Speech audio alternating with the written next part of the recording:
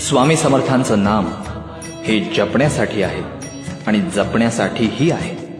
हे ज्या भक्ताला उमगलं तोच खरा भाग्यवान. स्वामी नामाचा जप आणि नामाची जपणूक या दोन्ही गोष्टींच्या आचरणानं देह स्वामीमय होणार असल्याची खुणगाट भक्तानं मनाशी पक्की बांधल्यानंतरच वटवृक्षाच्या छायेत मोक्ष मिळाला पाहिजे हे दान समर्थांकडे मागण्याचा हक्क त्याला प्राप्त होतो.